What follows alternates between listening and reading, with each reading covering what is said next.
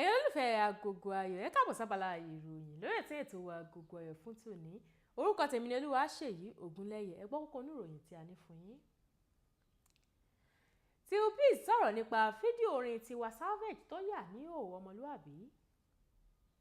Wọ́n pa akẹ́kọ̀ọ́ sínú yàrá rẹ̀ ní South Africa. HILDA DOKUBO gba àmì ẹ̀yẹ tuntun. Ẹ wá nǹkan fìdílé ká jẹ gbádùn ìròyìn náà lẹ́kùnrẹ́rẹ́.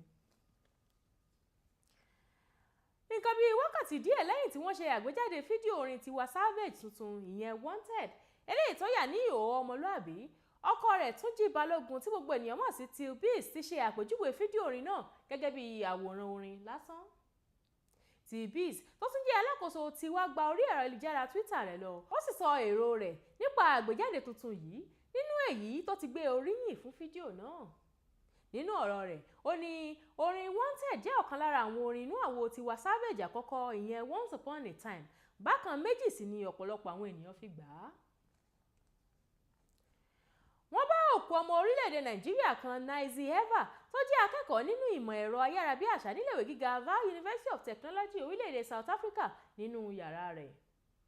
Ọ̀kan nínú àwọn ọ̀rẹ́ rẹ̀ tó bá àwọn oníròyìn sọ̀rọ̀ kí Naizi tó jẹ́ Ọlọ́run nípè sọ wípé ó ń bá akẹ́kọ̀ọ́ akẹgbẹ́ rẹ̀ tó jẹ́ ọmọ bíbí ìlú Zimbabwe kan ṣe wọléwọ̀de nínú èyí tí ọmọkùnrin náà ti máa ń lù bí ẹni lu bàtà.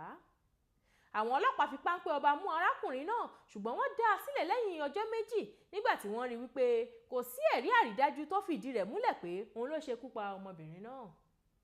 Àwọn ọ̀rẹ́ Naizi tẹnumọ́ wípé arákùnrin yìí ti ń fi ojoojúmọ́ fi ìyà jẹ ọmọbìnrin yìí, ó máa ń nà án, ó sì ti halẹ̀ mọ́ rí wípé òun yóò pa á. Wọ́n ní ìbájọ́rẹ̀ alábùkù yìí tojú sú Naizi, ó sì sọ fún ọmọkùnrin náà wípé òun ò ṣe mọ́. Lẹ́yìn náà ó sọ fún àwọn ọ̀rẹ́ rẹ̀ wípé òun ti kọ̀ ọ́ sílẹ̀, ṣùgbọ́n níṣe ni ọkùnrin yìí ń tiraka láti fẹ́ ẹ padà. Àwọn ọ̀rẹ́ rẹ̀ nígbàgbọ́ wípé níṣe ni wọ́n ṣekú pa Naizi, ṣùgbọ́n wọn kò mọ ẹni tó ṣiṣẹ́ ibi náà. Wọ́n wá ké gbàjarè sí àwọn aláṣẹ orílẹ̀-èdè Nàìjíríà láti bá wọn dá sí i nítorí pé wọn ò gbàgbọ́ pé àwọn ọlọ́pàá orílẹ̀-èdè South Africa lè gbé wọn níjà tó bí wọ́n ṣe fẹ́. Ẹ̀rí àrídájú ti wà wípé iṣẹ́ takuntakun ní èrè púpọ̀. Gẹ́gẹ́ bí ògbóǹtarìgì òṣèrébìnrin ní iléeṣẹ́ Nollywood HILDA DOKUBO ṣe gba àmì ẹ̀yẹ kan látọ̀dọ̀ àwọn tó ń ṣe ayẹyẹ Star Kids and Role Model Awards SAMA. Wọ́n fún un ní àmì ẹ̀yẹ SAMA láti fi hàn wípé àwọn mọ rírì ìṣọwọ́ṣeré rẹ̀ ní iléeṣẹ́ sinimá, fún jíjà fún ẹ̀tọ́ àwọn obìnrin àti fún jíjẹ́ àwòkọ́ṣe rere láwùjọ. Ẹ̀ka tó ń mójútó ètò ẹ̀kọ́ nípínlẹ̀ Rivers pẹ̀lú iléeṣẹ́ Silverbird ló ṣe agbátẹrù ayẹyẹ yìí, ó sì wáyé nílé ìgbafẹ́ Silverbird Showtime Lounge tó wà nílùú Port Harcourt. Èyí ni òpin ìròyìn fún tòní, ẹ tún gbọ́ kókó inú rẹ̀ lẹ́ẹ̀kan sí i. TIWA sọ̀rọ̀ nípa fídíò orin Tiwa Savage tó yà ní ìhòòhò ọmọlúàbí. Wọ́n pa akẹ́kọ̀ọ́ sínú yàrá rẹ̀ ní South Africa. HILDA DOKUBO gba àmì ẹ̀yẹ tuntun.